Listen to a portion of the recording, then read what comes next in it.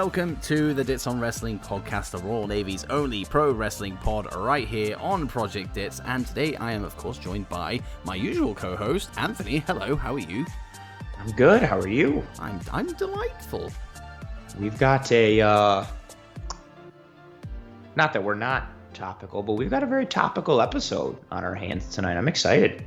Yeah, we very rarely actually, since, well, many moons ago, Many a moon. We rarely delve into stuff that's happening right now.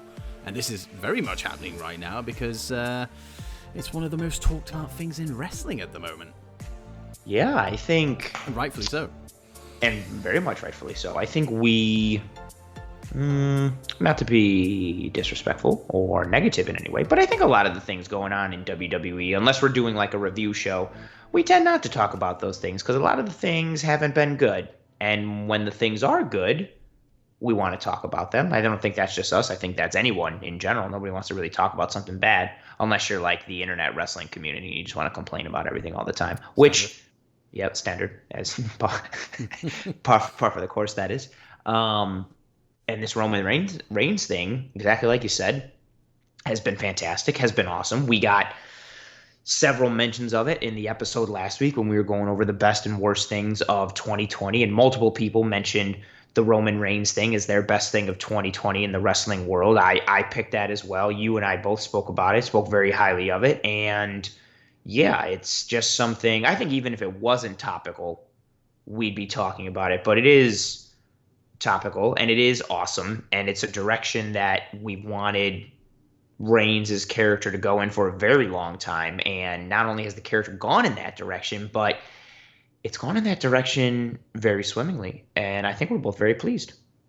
Very pleased, and I think, yeah, en masse, the wrestling community is also very pleased. We'll obviously delve into that in just a second, but we'll get the plugs out of the way. Yes, because people are listening right now. They're not going to be listening in about 20 minutes time. So let's just or even another 2 minutes, or even another 2 minutes. Let's do it now. So nothing really from me apart from follow me on socials at Project Dits, YouTube at it's not now on YouTube. It's just Project Dits, and on Twitch Project Dits as well. And of course, there is a whole host of other podcasts on this feed, plus Added Time, a football podcast, and the Whole Way Wrestling Pod. Two guys from Ireland, Rian and Kieran, good lads. They've got a good couple of interviews coming up actually in the coming week, so keep your eyes peeled for that. And the Worst Wrestling Pod is joining Project Dits next week. They debut on Tuesday, so lots of stuff going on here. It's all going. Man. And busy man. Well, I'm not the only busy person here because you've got stuff going on as well. Yeah, I got some stuff. I'm Anthony, weekly co-host here on the DOWPOD. Find me on Twitter at pro__ant. That's pro, 2 underscores, ANT. I am, like I mentioned, the weekly co-host here on the DOWPOD, but I also run a solo pod of my own, and that pod is called Disguise Coverage, part of the Cover One Sports Network, breaking down all the X's and O's and the Y's and the how's behind the who's and the what's for the Buffalo Bills. You can find that podcast being Disguised Coverage, find it live streaming on Twitter, YouTube, and Facebook live every Thursday night at 9 p.m. Or you can find it later that night / early Friday morning on any of your favorite podcasting streaming platforms, Apple, iTunes, Spotify, Stitcher, SoundCloud. The pod episode itself, not just the video stream, also uploads to YouTube. So if you don't want to see my super handsome face, feel free to just listen to the audio version on YouTube. There's lots of options, and I'm really excited. I just joined Cover One a couple weeks ago. They're awesome. They're known for their quality analysis and quality breakdowns of the Buffalo Bills and of football in general, and that fits me to a T, much like this DOWPOD fits me to a T, and I'm very excited. I think the DOWPOD fits everybody to a T. Everyone, except for the people that we've kicked overboard and made, walk the plank and killed. Yeah, we haven't done that for a while, actually. That's some people were bothered by it. Yeah.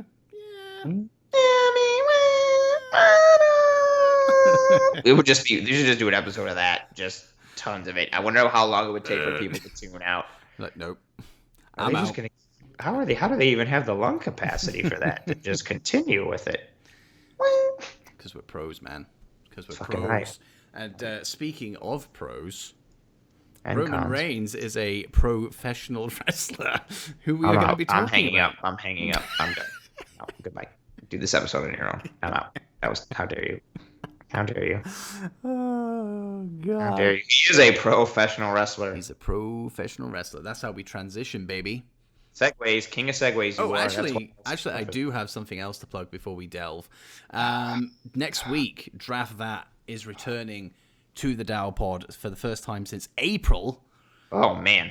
That's a long time. I did not realize it was that long since we last did it, and we sat down with the guys from Headlock Talk. Crazy. They tried to cheat the vote. Yeah, you bastards. Yeah, we know. We know what happened. We got eyes and ears everywhere. But yeah, we're delving back into that. It's just going to be us two against each other initially, just to kind of bring it back full circle, and then we'll start bringing people on again. So of course, standard rules. Hit our DMs. Let us know if you're interested, and we'll get you on. We've had a couple of people express their interest towards it, so it'd be nice to add a couple more names to that list. Well, it's an awesome series. I'm a huge fan of it. I love doing draft stuff, no matter what the topic is, what the conversation is, and we've got a good one in store for next week. I'm very excited. We do.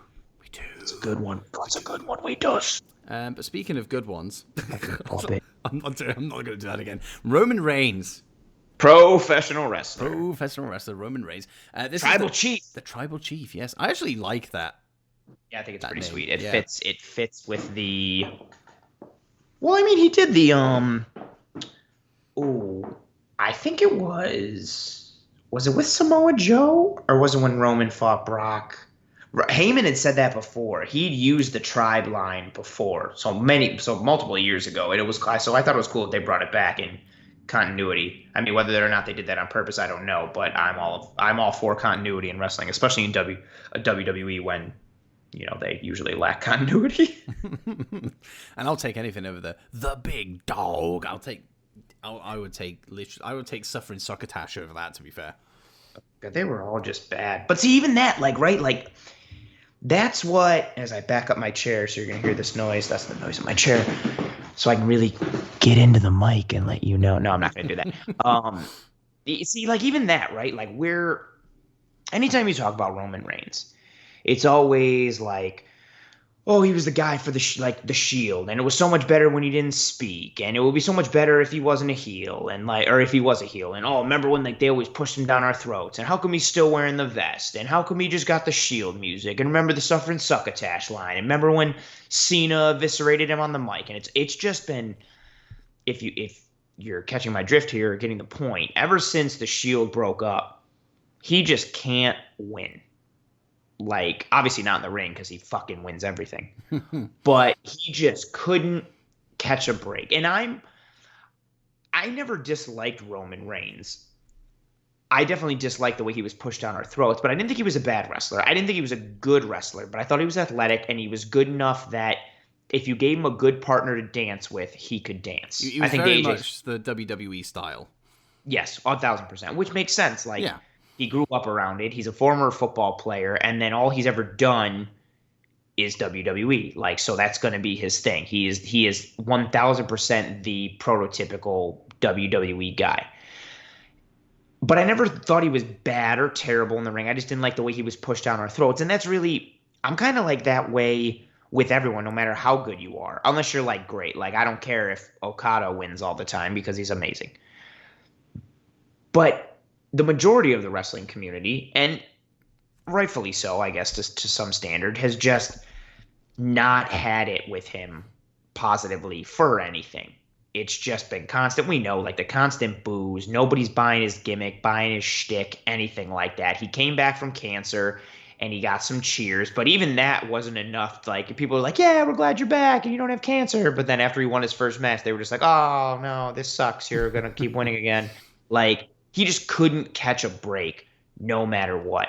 And it's cool now that he's involved in a discussion where it's not shitty things. It's not stupid nicknames like the Big Dog. It's not stupid things like the Yard or Suffering Succotash. It's not bad things. It's he's being talked about for something that's really well done and really well executed, and he is a large part of that. It's not we're talking about the awesome match that him and AJ Styles had, because I think a majority of that match was carried by AJ. Roman played his part, but AJ carried that match. And so it's not like that. Like, this is something that's awesome because of Roman Reigns. The storyline works because of Roman Reigns. He's executing it. And granted, Heyman definitely helps 1000%. But I think Roman Reigns deserves a lot of credit for how well this change has gone. He's just really firing on all cylinders and executing on a lot of levels. And I guess you also have to give like creative or the writing team some credit for that, and maybe like, putting him in the right situation and setting him up for success and giving him lines and a storyline that fits his persona, this and that, however you want to go with it. There's definitely some form of correlation there, but he's just crushing it. And it's awesome to talk about a main storyline guy that's doing something awesome, and we're not like chastising it or raking it over the coals like mostly everything else that gets done with WWE. Yeah, and I think the effect from my point of view, obviously I started live streaming Smackdowns, I think it was like 3-4 months ago, something like that. Yeah. And I think at that point, things have changed massively, and I think this feeds into the topic today. But Raw was very much the better show out of Raw and SmackDown. NXT for me will always be the better of the three, yes. And I know that you agree. 100%. But I always felt that Raw was better than SmackDown at that point. And then I started live streaming watch-alongs for SmackDown, and the very, very first episode that I live streamed was amazing. Like, it was the best SmackDown I'd seen in months, like a long time, not even longer than a long time. And it continued. That SmackDown became a very consistent show, and then eventually overtook Raw in terms of quality. But to have that level of consistency and a decent level of writing, good matches, all that good stuff, for that just to be elevated like to another level when Reigns came back at SummerSlam, like because I thought, oh, SmackDown's great, but then it Reigns pushed it up even higher, just with going like that, turning it from a face to a heel. That's all it took, and SmackDown jumped up a level straight away. And at that point, we didn't even know. We didn't know that he was going to get aligned with Heyman. That came out of nowhere. Nobody expected that. Everyone kind of thought, oh, like, Reigns is back. He's got a little bit of an edge to him. This is something that we've kind of wanted for a while. But is it an edge where he's just going to delve back into the big dog and Roman the big dog. But then we had the reveal of Heyman, which we spoke about last week. Was amazing. It was great. And then the Jey Uso storyline that we've got going on now as well, which is honestly my favorite thing in wrestling at the moment. I adore this storyline. It's hitting me on so many levels. It's hitting all the right buttons. I'd say it's the most talked about thing in WWE at the moment, easily. Yeah, it's either that or that Buddy Murphy's trying to date a 19-year-old or what else going on over there. Yeah, well, that feeds into the Raw's quality. What was the last thing before Roman went away? It was the Corbin dog food thing, right? Oh God, yes. Like what a turnaround. Because I think he was against Corbin for like 2 or 3 months. For like 17 pay-per-views in a row. Yeah, and it wasn't doing anybody any favors. Every SmackDown, every pay-per-view, him and Corbin, him and someone else in a tag match versus Corbin and someone else. Same thing.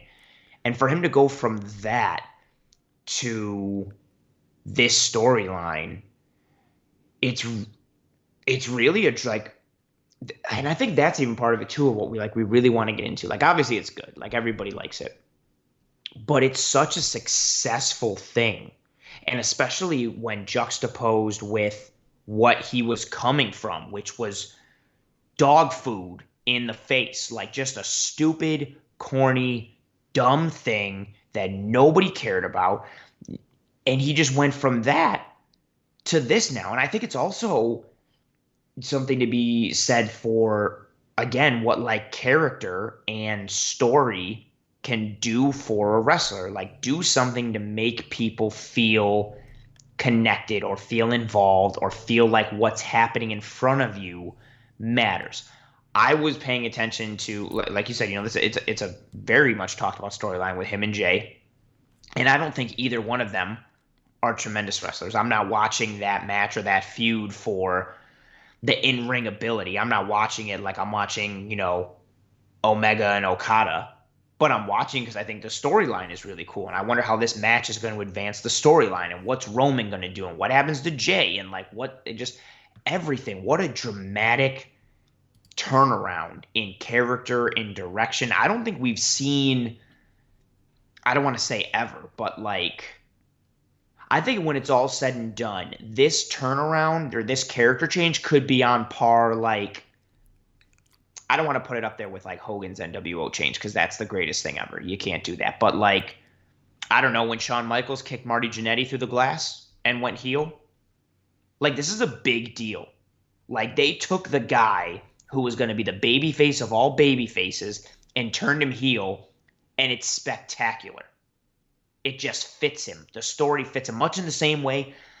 I didn't pre-think of that. I just thought of it now. Much in the same way Shawn Michaels went from being one of the Rockers to this cocky, self-absorbed, narcissistic pretty boy. It just fit, and it just made so much sense, and it just worked, and he owned it, and it fit him much in the same way this storyline is fitting Roman, and he's owning it. This has the potential to be something like massive. Like, the ramifications for this long term could be very, very good and very, very impactful given how successful it's been already. Yeah, and you just hope that they don't drop the ball. How could they drop? I don't mean like how could they, but like what is something they could do for you that would like ruin it? Honestly, it takes. I don't. If it goes wrong, I actually don't think it will fall on Roman Reigns, and I think that's been the case actually throughout his babyface run as well. When so much hate and finger pointing was laid at Roman Reigns, I don't think he deserved half of the shite that was thrown at him. Because a lot of it was down to creative. At the end of the day, like, he just does what he's told. You got to put a guy in a position to succeed, much in the same way. Sports, if you take somebody who's not meant for his position, like if you take a fucking goalie and put him at striker and they're not finishing, then, this guy sucks. No, he's a goalie. He's not supposed to be up front, and Roman didn't fit any of the crap that they were giving him, much to your point. It's hard to pinpoint what will actually, and that's exactly derail it. It's hard to pinpoint. I've been thinking about it for the last minute since you said it. Granted, it's only been a minute.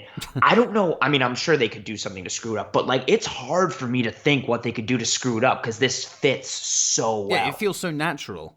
Like, it feels like this is what it. I mean, I say this is what it always should have been. Like, in NXT, he was a heel. Shield initially, he was a heel. Yes. So like, it's not like this is new ground for him or anything like that. But like, you in the realms of babyface, it's been 5, 6, 7 years.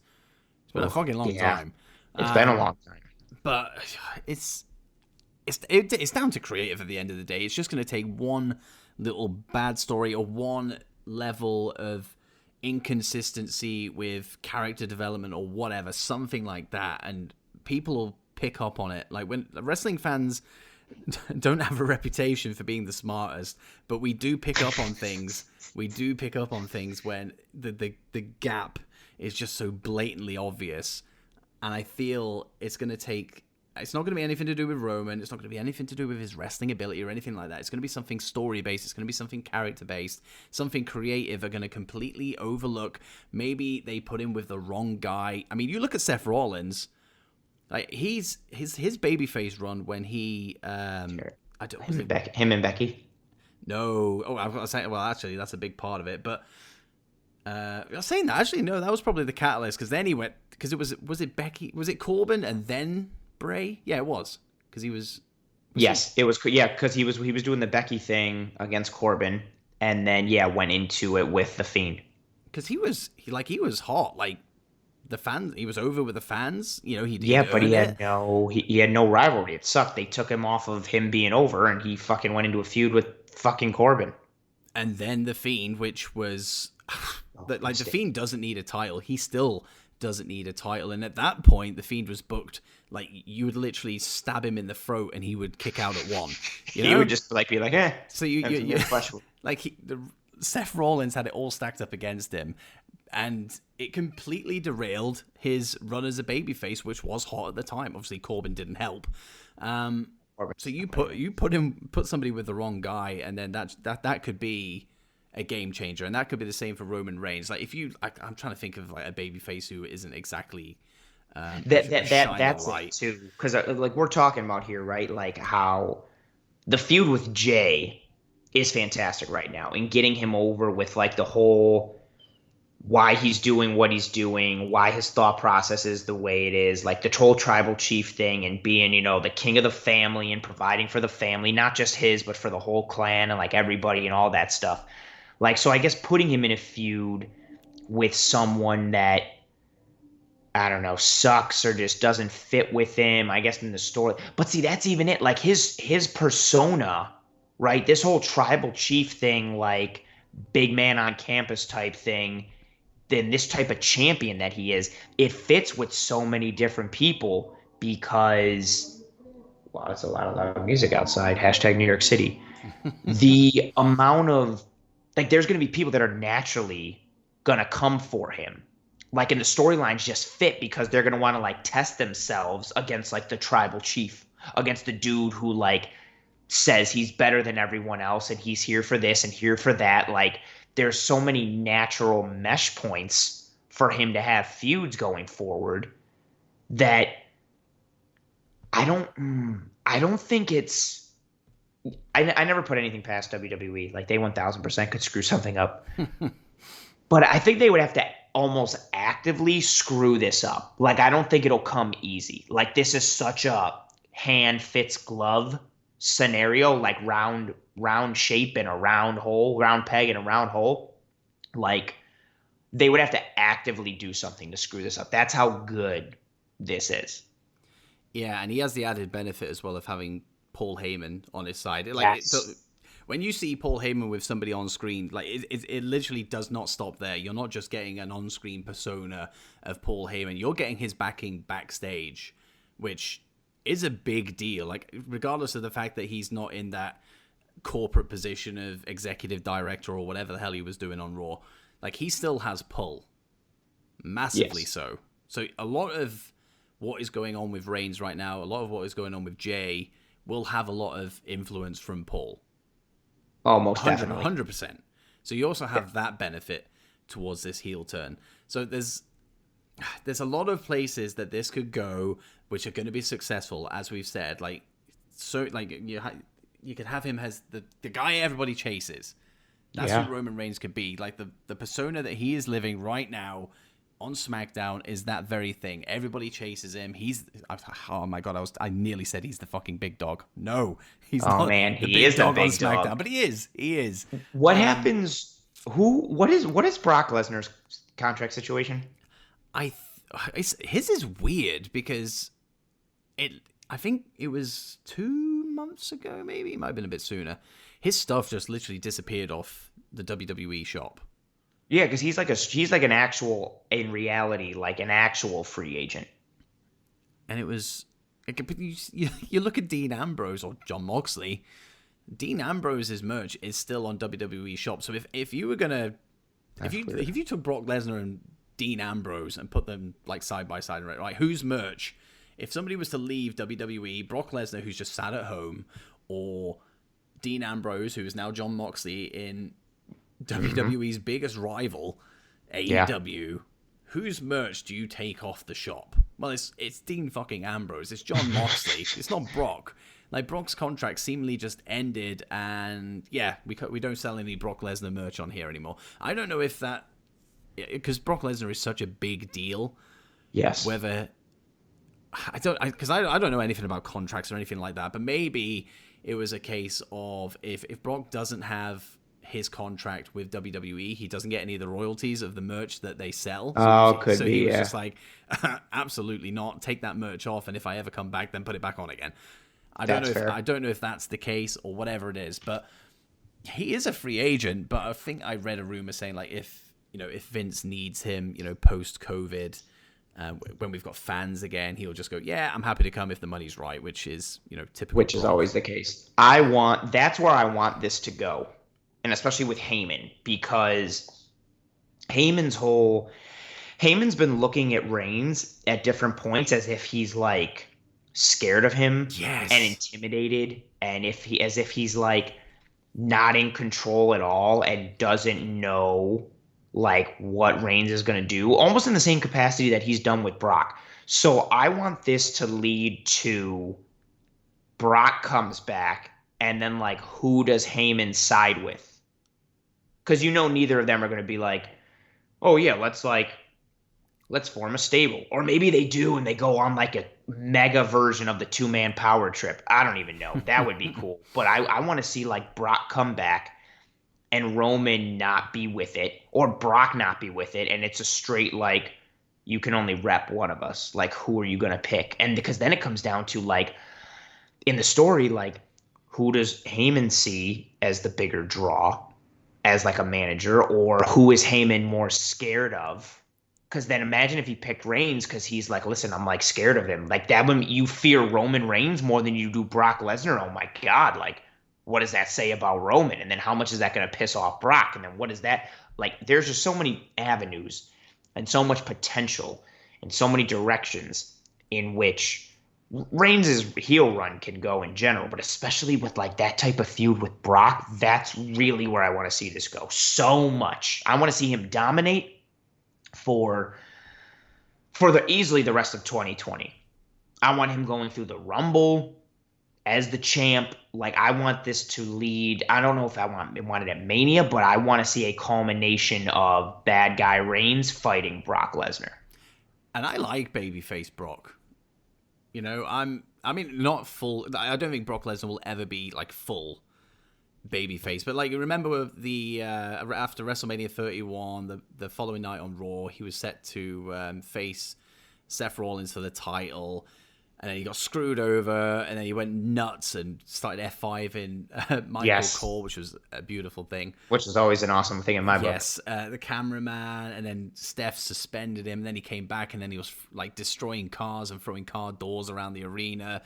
Like, that was the Brock that was...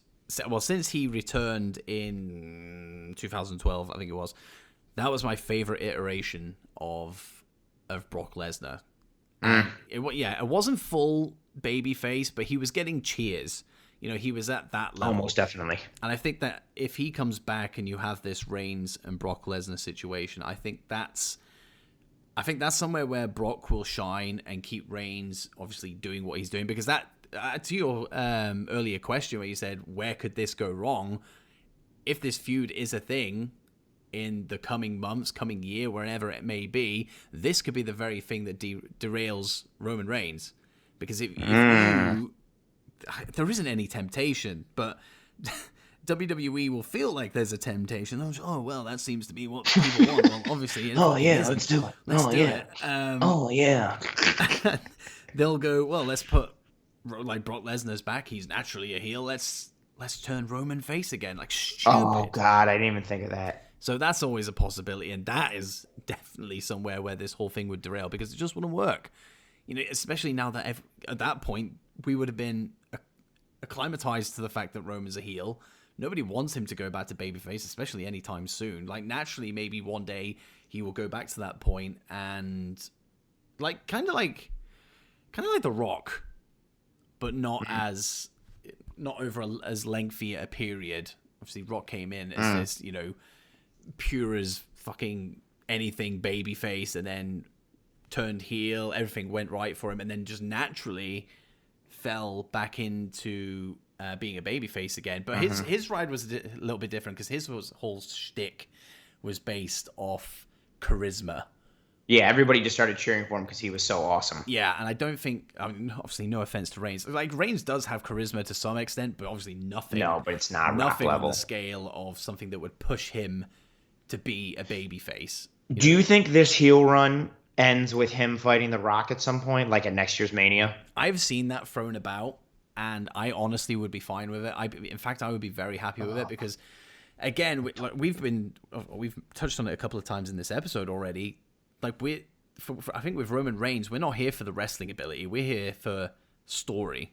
Yes. And the moment he said to Jey Uso when he Superman punched him on the ramp before the Friday before Clash of Champions, so last week, whatever it was, and he grabbed his head and he was saying, "Look, I am the head. I'm at the head of the table. Nobody is taking this away from me, or worse to that extent." Reality, you would say that The Rock is actually the head of the table, So as soon as he said that, I was like, "Ooh, oh, that would be so good." Like, him coming back just to be like, you think you're the head of the table? Because you could have, and the timing seems to be working out perfectly because you've got the whole thing with Jay at the moment, which is kicking ass. Like, this is one of those feuds that could go on for months, and I don't think people would be upset about it because it's not something that's just been randomly thrown together. They have a lot of material. Yes, I'm fine with it. So it's not like, I mean, yeah, we'll touch up. We'll use the Roman Reigns Corbin example. That went on for months. It should have ended after. It went on for so long. It just kept months going and months and months. Like we saw the first appearance of a tin of dog food like week 3, and then the tin of dog food was still hanging around week 32. Like, yeah, they used it multiple times. Like, go away. Like, we don't need it. Like, this is not doing anything for anybody whatsoever. However, with Jay, he has so much material to delve into, and it can lead into longer term booking. So when Jimmy comes back, obviously Jimmy was a part of the whole thing at Clash of Champions, so he's involved now. Like, when he gets back from injury, which I believe is, I think people are saying Rumble, February time, something like that. You could have Jimmy and Reigns go at it, and then Reigns does something to Jimmy, maybe brings Rikishi back into the fold very briefly. Oh my God, there's so many possibilities. And beats the shit out of Nia Jax. No, I'm just kidding. Well, you could. No, it'd be terrible. It. No, it wouldn't. No, it wouldn't. Just be a Nia Jax. Screw it. Just for shits and giggles. I'd get a pop. It would pop me. I don't care if it doesn't pop anyone. It would pop me. Yeah, bring back Mixed Match Challenge, and then, like, as soon as the bell rings, just be a Nia Jax. Oh, amazing stuff. So you could have, this whole family feud where he is literally just beat the crap out of everybody. Out of every single family member. And then The Rock comes back and says, "You know what, fucking Sunshine, you fucking try that with me." And then we go into WrestleMania, which would be even more perfect if it was WrestleMania Hollywood, but I'm hearing rumors that it's no longer Hollywood and they're actually going back to Tampa Bay. I don't know. I'm just hoping we're out of COVID by then. Yeah. I don't know when this is going to end up or loosen up or lighten up or whatever phrasing you want to use, especially with the recent I'm hoping the NFL learns from Major League Baseball, but now there's been somewhat of an outbreak amongst a couple teams for the NFL, and games are getting postponed and some weird stuff. We're definitely not out of the woods for that. But I don't want to drag down this episode with the terribleness of COVID. Oh, that would be, I don't care where it is. It could be Hollywood. It could be Tampa. It could be in my living room. Well, that would be actually awesome if it was in my living room. I wouldn't have to go anywhere. Damn, that would be, I'm torn on it because a part of me is like, oh, do I really want to see a Rock and Roman Reigns WrestleMania? And then the other part of me is like, yeah, I do. I want to see it if there's fans because I want the pop of Roman, owning everything, talking about being the chief, and running roughshod through the whole family. And I just want that, I want that. Oh, I got goosebumps thinking about it. I want that moment in front of a live full crowd of Roman beating down Jimmy or Jay or whatever and just yelling or maybe on the mic and just saying I'm the head of this family, I'm this, whatever type of braggadocious, arrogant statements you want to have him make. And then I just want to hear the little drums, and then I want to hear the if you smell. Oh God, I would lose it. Yes. And then could you imagine and then I want to see a little bit of, I don't want to see Roman be cocky at that point. I want to see Roman be like, oh, shit. And then for The Rock, oh, God. But then for Roman to gain his composure and be like, you know what? No, fuck that. You're not who you are anymore. It's my time now. I had to sit behind and watch you, like, you had your time as head of the family and you did what you did and you provided. It's my time now. Like, because that's even a good storyline too, right? Like The Rock coming back to be like, like, who do you think you are? And at the same time, Roman maybe saying that to The Rock, like, who do you think you are? Like, you had your time, you had your run. Like, now it's my time. Why the hell are you even back here? And they have some material to delve into as well, because then you could feed back to Reigns' Rumble win where The Rock assisted Reigns, and like Reigns was like, you couldn't even just let me have that moment on my own. And just stick your nose in my business before, and I tolerated it because you're family, but I'm not having it now. Oh, that's so much good stuff. Like, 'cause I would like to see how Roman Reigns as a heel would compete in a with The Rock's universe, promos. in a universe other than my fantasy book universe and the GM book. And Paul Heyman and The Rock going Oh at it on the mic. yeah. Oh Yeah, The Rock would. I feel like The Rock would definitely hit him with like The Rock would speak first, and then Heyman would go to speak, and The Rock would definitely be like, "Who are you?" it doesn't matter. Yeah, Oh. yeah. I want to see that. I would see that. But straight away there, you've got two potential routes that Roman Reigns could go. You could either keep going with the family thing, which I think is what ultimately will happen, whether it involves The Rock or not. I honestly do think Rikishi will come in at some point. Jimmy definitely. And you also have the Brock Lesnar thing as well. So straight away, you've got two like big drawing. Like I know we've seen Brock versus Brock Lesnar. Brock versus Lesnar. I know we've seen a lot of Brock versus Roman over the last couple of years, especially over that period where it was like WrestleMania, then Saudi, then. But their first one was good. It was a straight fight. That was when Brock got cut up. They were really beating the shit out of each other. And if they fight like that, I am down to see. And that's what this one should be. It should just be. I don't want to see a wrestling match. I want to see them fight and punch the hell out of each other and suplex and slam the shit out of each other. I'm down to see them fight again if it's like that first Mania match. Oh, I love that first Mania match. I'll take that. Everybody always talks about the Seth cash-in, and rightfully so. But up until that point, that was a good match. Everybody forgets about how good of a match it was because of the Seth cash-in, and again, rightfully so.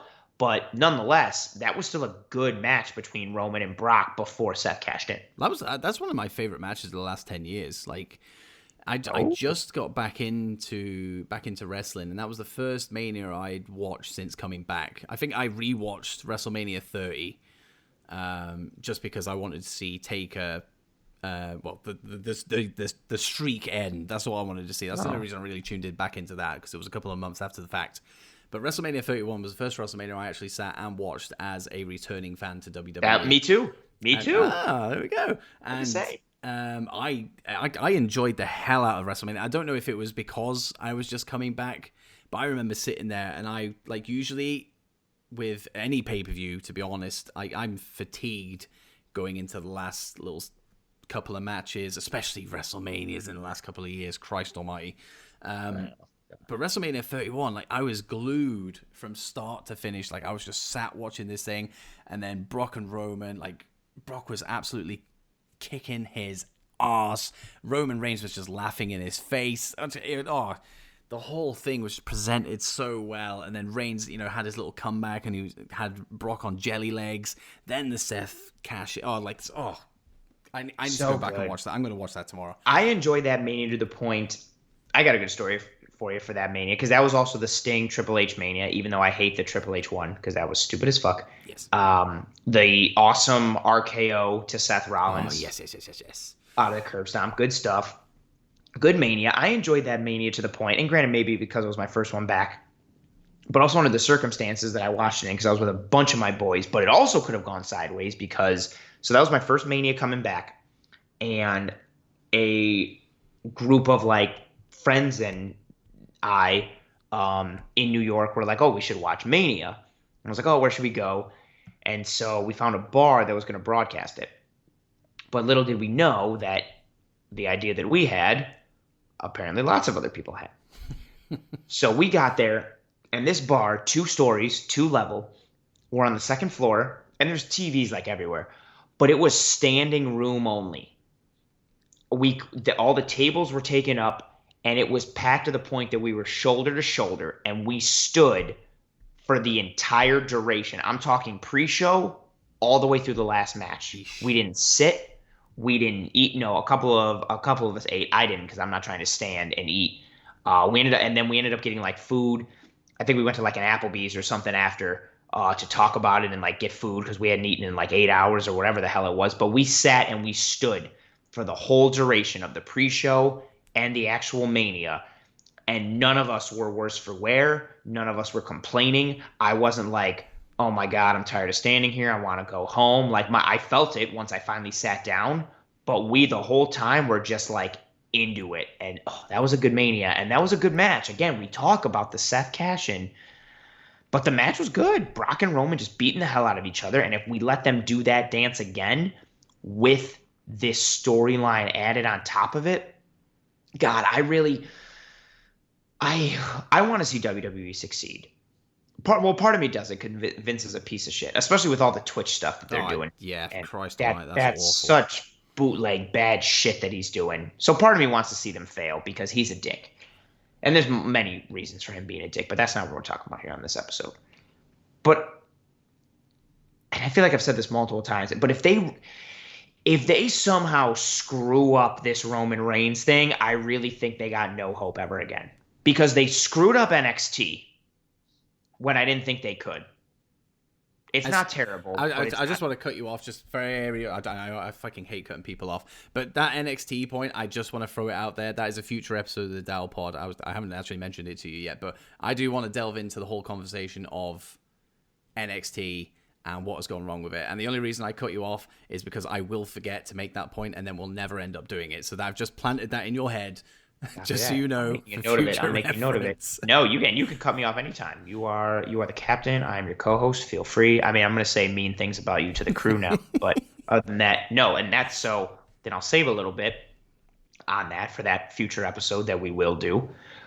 But there's, this would really be a big. And again, I'm already at like a low point with WWE. But this would just really be like if you needed a final nail in the coffin, if they screwed up this angle, and it's not beyond them to screw it up because they have a propensity to screw things up.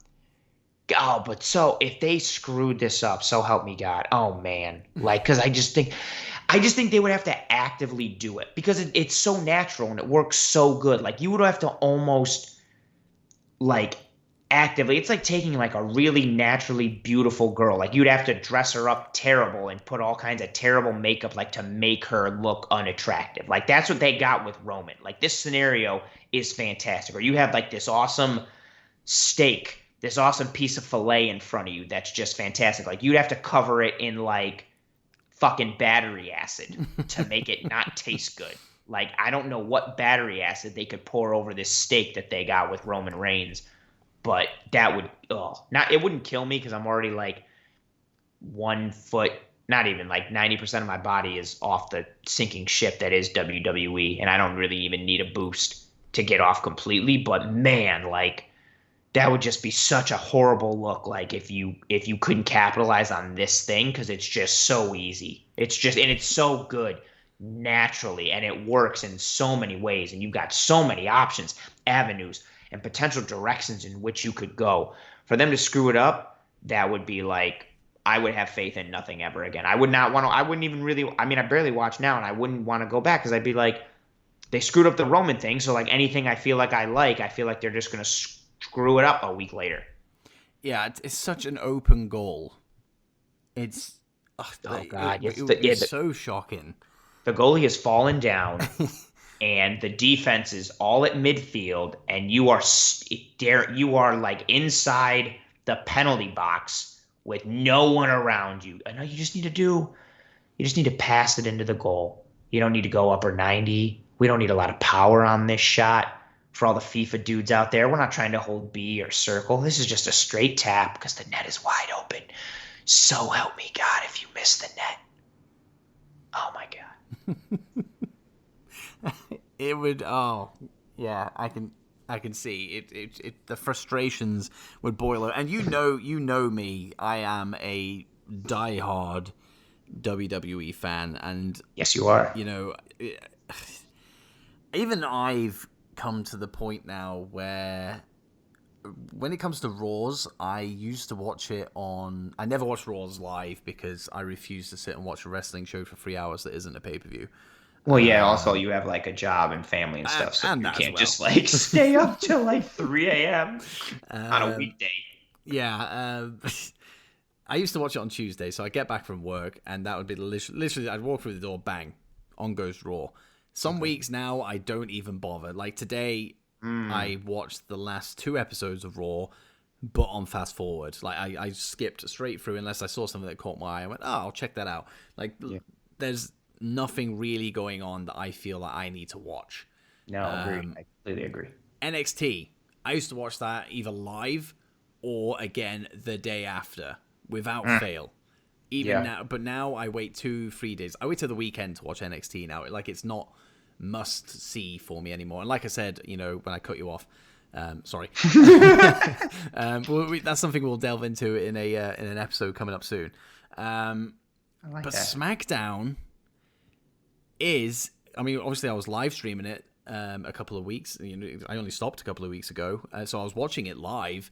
But now that I've stopped, I will literally wake up in the morning, and when I put the TV on, SmackDown is the first thing that goes on. Like for me, SmackDown is must see at the moment, and a big part of that, I'd say 80% of the reason for it being that way is Roman Reigns. That is the Roman Reigns effect. Haha, get that title in.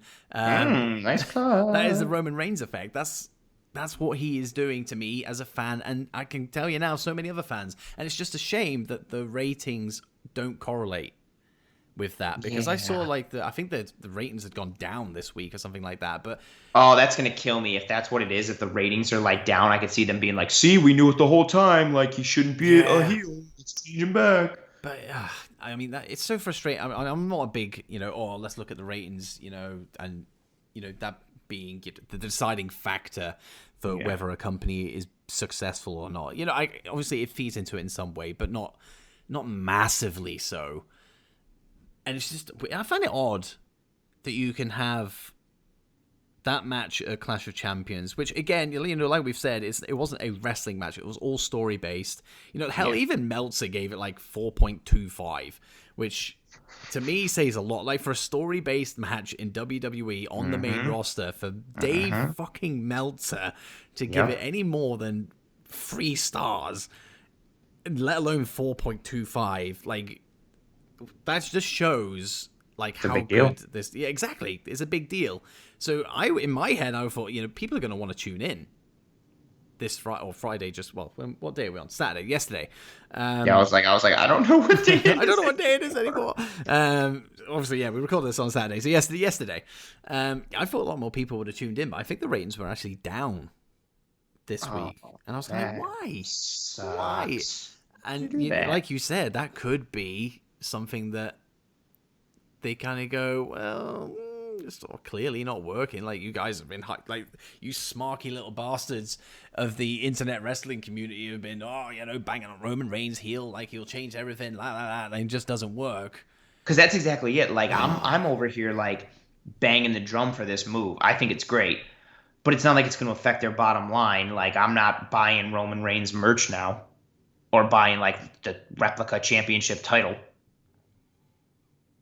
But that was probably happening for all the kids and girls when he was a babyface. Yeah.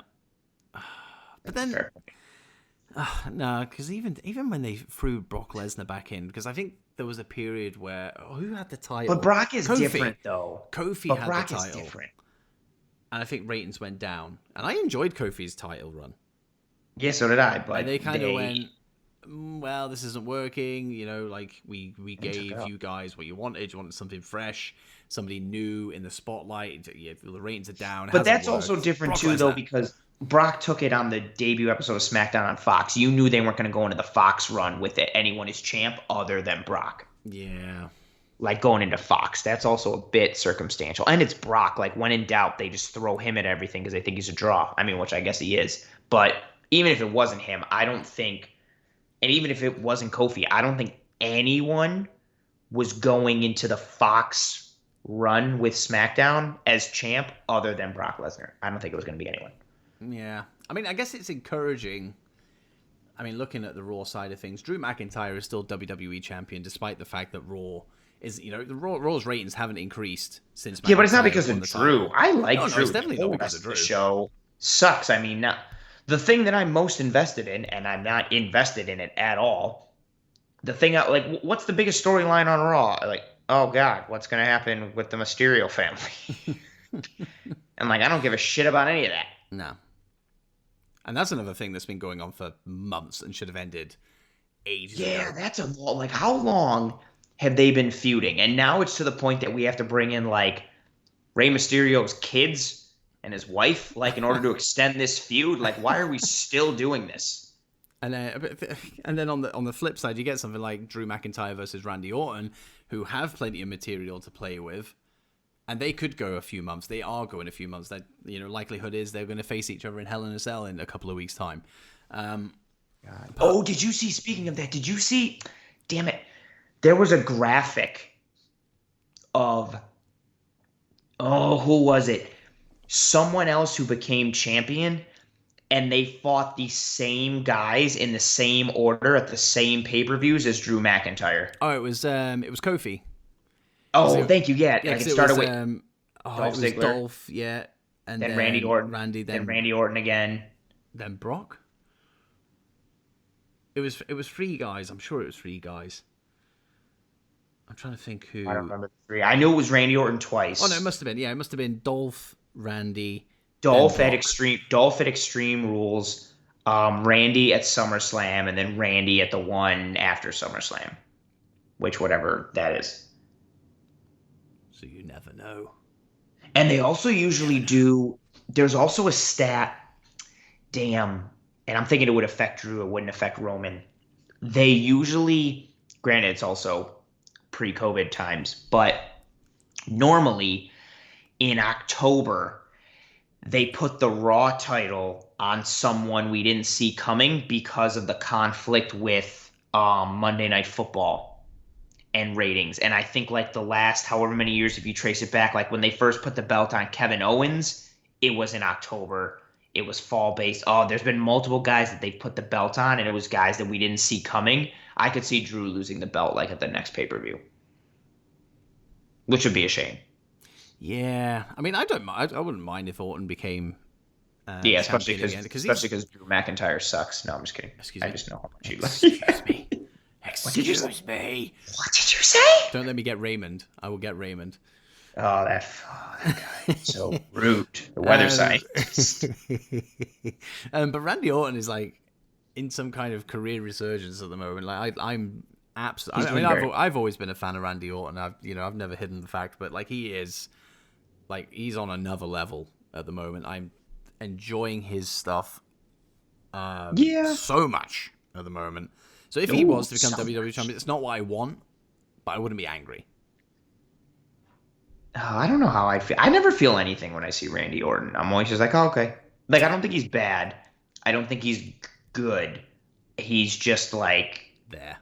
Exactly. Like, I don't mean that... I guess it probably comes off negatively, but I don't mean that in any particular way. I'm just like, all right. Like, oh, Randy Orton. Okay. Like, I think he's a great promo, and I love the whole psycho type thing, and he plays his character so well. But yeah, I don't really ever like feel anything one way or the other. He just comes on and was like, okay, all right. How dare you? Not like what I feel for this Roman Reigns storyline, which is chef's kiss. There it is. There it is. I did that for you. There it is. Now, as we start to wrap things up, I do want to ask, when it comes to Roman Reigns, let's forget... Actually, no, let's not forget, because I think if he did face The Rock at WrestleMania next year, Roman Reigns would likely go over, because it would be silly if The Rock would win that match. They wouldn't put the belt on The Rock. I mean, they've done it before. That is also true. I take when back he my beat words. CM Punk. So, you know how big of a fan I am of The Rock. He's my favorite wrestler of all time, and even I wasn't exactly stoked that he Rock sucks. beat CM Punk. But there we go. But Rock aside, because I do think Roman Reigns would win, and let's forget Brock Lesnar because that's an obvious one. Who do you think would be the guy to dethrone Roman Reigns for the Universal title? Do you have somebody already in mind? No. I'm just curious. I'm just curious your thoughts. I didn't even think about coming up with with an answer myself, which I'll try and think of while you try and answer your question. I'm trying to think of who. It's a tough one because obviously SmackDown's. I mean, as we found out in the GM mode series that we did, SmackDown's roster is pretty damn thin. And there is a draft coming up. Yeah, like if he changed brands, or if he changed. I honestly think a guy like I think a guy like Kevin Owens, I don't see them ever putting a belt back on him, which is a shame. Or like the belt. I don't know. Kevin Owens, you think Kevin Owens is going to be the guy to beat heel Roman Reigns? It's got to be, like, for me. Maybe Drew. Yeah, maybe Drew. I feel like it'd have to be somebody who's already somewhat I don't think they would use. What I would like to see would be. Oh God, kill me. I would like to see heel Reigns get beaten by somebody that they would use that to launch this new somebody. Like, give me like Keith Lee. Big E? Oh, Big E would be cool. Yeah, give me like Big E or Keith Lee or anybody whose name sounds like E. No, give me somebody like that, or like Matt Riddle or Adam Cole, or are we trying to make somebody cool? Like, give me somebody Cole. Like that. I see it being somebody like Daniel Bryan or AJ Styles. That'd be a shame. Somebody who's already established, who Vince is going to be cool with Roman losing to. That'd be a shame. That would be a shame. As much as I like AJ Styles and Daniel Bryan, like, no. I just don't see him losing to someone. I don't think they would use this to make someone else.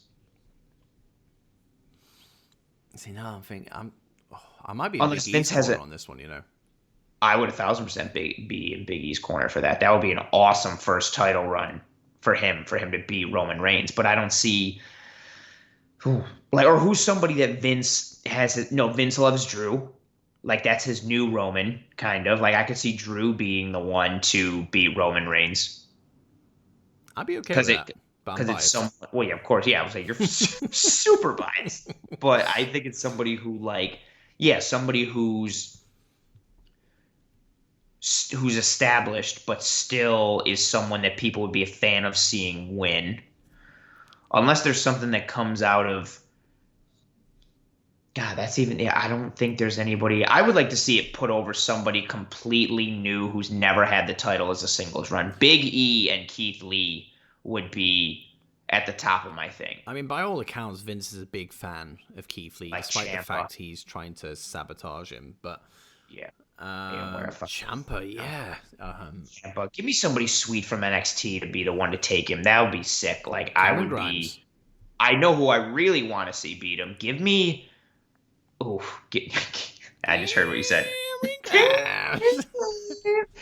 Give me Walter being the one to beat Roman. That's what I would love. Oh. Or somebody like Cesaro. But I really think it'll be like Owens. I don't think that's something ever. Yeah, I don't think it would happen. Unfortunately, I think it'll be like AJ or Daniel Bryan. But I wish list Big E, Keith Lee, Walter. I like that. That's a good list. Walter is my one just because I love Imperium, but I could legitimately see Big E having a chance. It's so tough. Who? Oh man, because because it all depends on how they view it, right? Like, I would view, if they do this run correctly, which again is tough for them to do. whoever beats Roman, like that should be a big deal. Yeah. So whoever beats him should be like, oh man, this guy is the next made man type of thing. And I don't know who they'd feel comfortable putting that on. Oh, yeah, see, that is the problem, because I don't think much trust goes into anybody that Vince doesn't already have a rapport with. Or who he's not infatuated with completely, like Roman, Brock, Drew. Like, there's only a few. I don't know. Watch it be like fucking Shane McMahon. He's the best in the world. Shane. He is the best in the world, and he runs the coolest, most hippest underground fight club I've ever seen. Christ almighty. I hate that shit. Yeah, I'm not a fan. It could be T-Bar of Retribution. Oh, God. Oh, don't get me started on Retribution again. T-Bar. Yeah, I think we'll go with those three, because I think any of those three winning would get a pop. It would get a pop out of me. Definitely get a pop out of you. Adam Cole would be cool, but I think he's too little for Vince. I don't think Adam Cole holds that belt, let alone beats Roman Reigns. He's going to be Shorty C when he comes on the main roster. That's probably exactly what he's going to be. Shorty G and Shorty C. Oh, he's little. Put him with Gable. I wouldn't put it past him either. Would not. Is anybody on Twitch? Adam Cole, funnily enough, is on Twitch. Let's fucking bury him. Britt Baker retweeted some tweets that were saying some not so nice things about Vince McMahon about it. I just don't know how you can do that. How do you just like take over? Well, that's a larger conversation for another time. It does suck though. That 1000% sucks. I mean, that's an understatement if there ever was one. But yeah, I don't understand the benefits of it. Obviously, there are benefits for WWE because they get to line their pockets with even more money. But how do you do that? Like, especially with the whole independent contractor status. Like, what the fuck is that? Yeah, and apparently it violates some terms of service of Twitch as well. Most definitely it does. I don't see how that's a thing. And I don't know how they're allowing that to happen, like the actual streamers themselves. But I'd be tempted to call their bluff. If I was a guy like AJ Styles, one of the biggest names that WWE has on their roster, I would love to see AJ call WWE's bluff and go, you know what, you can fuck yourself. Like, this is my Twitch. I built this thing up. Like, it's mine. Like, yeah, fuck you. You ain't having it. You don't want none. Yes. But it's even like cameos and stuff as well, because like I think Big E is one of the bigger ones on Cameo, I think. And to see that just kind of stripped away from him, like the amount of money that he could make from doing that, I mean, that adds thousands onto his monthly, I think. I'm pretty sure it does. It's just such a shitty thing. Yeah, it sucks. It's definitely a shitty fucking thing. I'd be curious to see how it affects Woods. He changed his name or something. He changed something. Because I think there is some affiliation with WWE with Woods. Well, because his used to be like Xavier Woods WWE, I think, or Austin Creed WWE, and now it's not. It's something else. I think it's just up, down, down, isn't it? It's got no. I don't even know. Ooh, but it's. I just don't see how can you do that. How is that a thing? How are you allowed to do that? Especially when you look at, I mean, just from a morality point of view, like the current climate and all that kind of stuff. Like, why would you? It's very much in the same way of those releases back in April, whenever it was. Like, why? Why now? Obviously, this is nowhere near as bad as that, but it's why? Why are you picking this time? Why to be greedy pricks? You know it. Yeah. Well, Vince has no morality. He's Vince McMahon. He gives no fucks. I hope Roman Reigns starts a Twitch channel and just goes, "Fuck you, Vince." Oh my god, that would be so funny. I just had to bring it back to Roman Reigns. Roman Reigns. But yeah, so yeah, I mean, I thought that was a nice little change of pace from what we usually do. Because usually I don't know, we're very random with the topics that we come out with, but you know, it's nice to be topical. We follow our hearts. So, and it's actually nice to have a decent length for an episode as well, because we've been going long. Length is important. For the episodes. Yeah, so it's nice to actually see us, hitting around the hour mark, because we've done our plugs. We don't need to do those anymore. No. All I will say is I'm very excited about where Roman Reigns is going to be going over the coming months. And, just watch this space. They're going to turn him face next week. I honestly wouldn't surprise me. I wouldn't. You know what? That's so sad. It wouldn't surprise me either. I would be like, well, this makes sense. Out of nowhere. But I'm also very excited that next week Draft That is back. What's that? Excuse me? It's on Twitch. Oh, nice. Twitch. Nice recovery. Vince is going to buy Twitch. He's going to buy Twitch, the fucking fucker. Yeah, fucking fuck. Again, that is something else that would not surprise me. No, me neither. So Draft Out, of course, is back next week, so I'm excited about that. But until then, there's plenty of other content across the Project Dits feed that you can enjoy. I'll be streaming throughout the week. I'll have videos going up on YouTube. Anthony will have his live stream on Thursday. It's all going on with us too. Very busy. We got a lot of things going on. So you've got all that to digest before we hit you with Draft That next Monday. But until then, that's a goodbye from me. And as tradition, Anthony, you always get to close this thing now, because you rival Jerry Springer's final thoughts with your sign off. So I hand over the microphone to you. Send us home. Goodbye.